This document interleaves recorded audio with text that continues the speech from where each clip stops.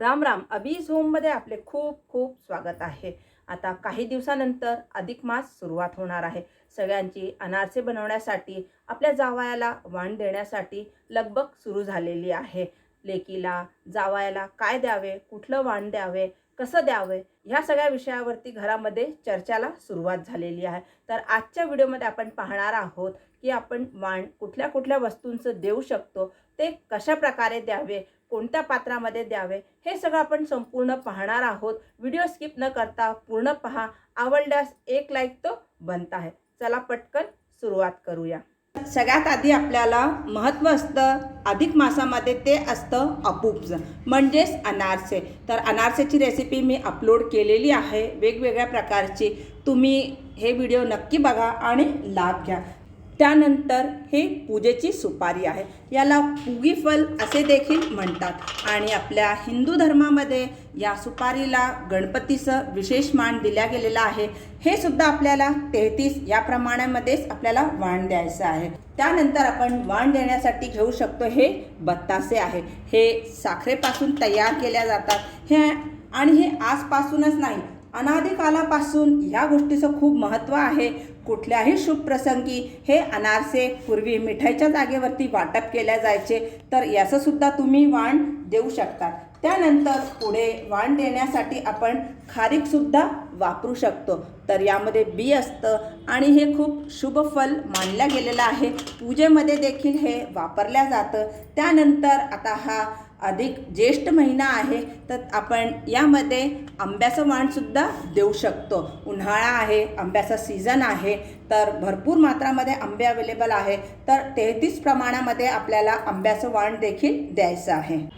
या व्यतिरिक्त ज्या वस्तूंना जाळी पडते, म्हणजे मैसूर पाकसुद्धा तुम्ही वाणामध्ये देऊ शकतात. त्यानंतर तुम्ही जी पूजेमध्ये बदाम वापरतात ती देखील देऊ शकतात. वेलदोडा आणि लवंगसुद्धा 33 या प्रमाणामध्ये तुम्ही वाण देऊ शकतात. पण चुकूनसुद्धा बिस्किट किंवा चॉकलेटचं वाण देऊ नका, हे आपल्या शास्त्रात मान्य नाही आहे. आता आपण थोडक्यात पाहू वाण कसे द्यावे.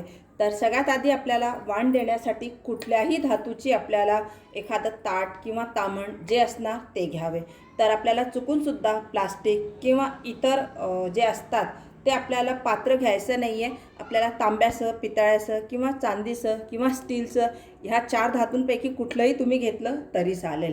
पात्राला आपण थोडंसं हळदी आणि कुंकू लावू. त्यानंतर आपल्याला ज्याही गोष्टीचं आपल्याला वाण लावायचं असणार, आपण त्या वस्तू त्यामध्ये ठेवू. तर तुमचं जर पहिलं वर्ष असणार जावयाला वाण देण्याचं, तर तुम्हाला अनारसेचंच वाण द्यायचं आहे. बाकी इतर वर्षी दुसऱ्या वस्तूंचं वाण दिलेलं चालेल. तर इथे मी आपल्याला बत्तासेचं वाण कसं लावायचं ते दाखवत आहे. तर आपल्याला 30 आणि 3 असे 33 बत्तासे यामध्ये ठेवायचे आहे. आपल्याला यामध्ये तुटका किंवा खंडित बत्तासा असणार तो आपल्याला घ्यायचा नाही आहे. बघा, तुम्ही इथे बघू शकतात बत्ताशांवरती छान जाळी आहे. तर जाळीदार जे पदार्थ असतात त्याच वस्तूंचं आपल्याला वाण द्यायचं आहे. अशा प्रकारे आपल्याला बत्तासे सगळे रचून घ्यायचे आहे. तर वाण कधीसुद्धा आपल्याला उघडं नाही द्यायचं. वाण नेहमी आपल्याला अशा प्रकारे एखाद्या जरीच्या कापडाने, ब्लाऊज पीस किंवा साधं ब्लाऊज पीस असलं त्याने सुद्धा ते तुम्ही अशा प्रकारे झाकलं तरी चालेल. आणि आता आपल्याला ही जी ताटली किंवा आपलं तामण आहे त्याला अशा प्रकारे सूत लावून आपल्याला पॅक करून घ्यायचं आहे.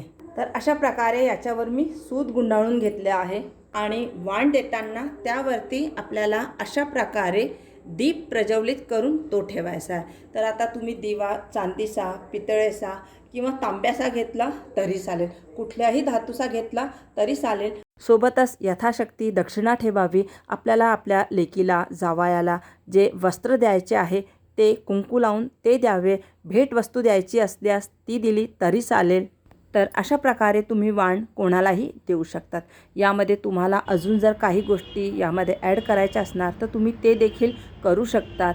म्हणजे अधिकस्य अधिक फलम असं म्हणतात. माहिती आवडली असणार तर लाईक करा, शेअर करा, कमेंट करायला विसरू नका. चॅनलवर नवीन असणार तर चॅनलला सबस्क्राईब केल्यानंतर बेल आयकन दाबायला विसरू नका. म्हणजे येणाऱ्या व्हिडिओजचे नवीन नोटिफिकेशन सगळ्यात आधी आपल्याला मिळतील. पुन्हा भेटूया एका नवीन व्हिडिओसोबत. तोपर्यंत स्वस्त रहा, मस्त रहा.